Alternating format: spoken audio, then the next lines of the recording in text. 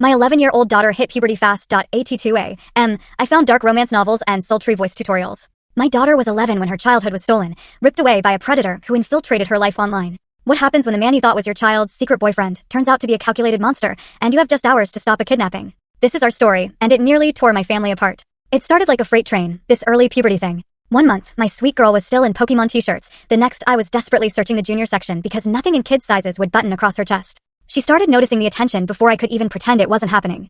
At Target, she casually mentioned a man in electronics had followed us to 3 different aisles. Not scared, just stating it like a fact. My gut tightened, a cold knot of unease. Then, things took a much darker turn. Her iPad history at 2 a.m. was a disturbing rabbit hole. Romance novels about CEOs and secretaries, bookmark folders labeled dark romance and age gap. She discovered Wattpad and Archive of Our Own, explicit stories about innocent girls and men who knew better. Her YouTube algorithm had completely shifted. Clean girl aesthetic, makeup, how to look expensive, feminine energy that drives men crazy. She was watching videos on how to walk in heels, how to make her voice sound sultry, how to flirt without being obvious. It was like she was trying on a whole new persona, one that was far too old for her. When I tried to set boundaries, she became someone I didn't recognize. She twisted therapy speak into daggers, accusing me of gaslighting when I set rules, being toxic when I said no to crop tops, emotionally abusive for taking her phone at night. She learned those words somewhere, and she wielded them perfectly, shutting down every attempt at a real conversation. Her friend group shifted overnight. Girls her age were suddenly immature and childish. She gravitated towards 8th graders, then high schoolers. The lies started flowing with disturbing ease.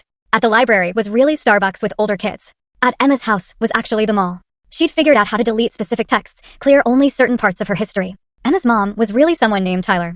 My heart hammered with a growing sense of dread, a sickening realization that I was losing her, piece by painful piece. I'd hear her heels clicking back and forth in her room for hours as she practiced her walk. She started sitting differently, legs crossed like an adult, dramatic hand gestures copied from some online influencer. At family dinners, she'd insert herself into adult conversations about work drama and relationships, offering advice like she was 30. When we visited relatives, she spent the entire time with the adults, laughing at jokes she shouldn't understand, making comments about wine and coffee preferences she didn't have. It was unnerving, like watching a puppet perform an unfamiliar script. The secrets multiplied like cancer. Her phone became Fort Knox. Password changed weekly. Face ID disabled, so I couldn't use it while she slept. She'd angle the screen away reflexively, muscle memory from constant deception. I found out from another mom that my daughter had been telling everyone she was 16, not 11, with a whole fabricated backstory about being held back. Her bedroom door stayed locked constantly, music blasting to cover phone conversations.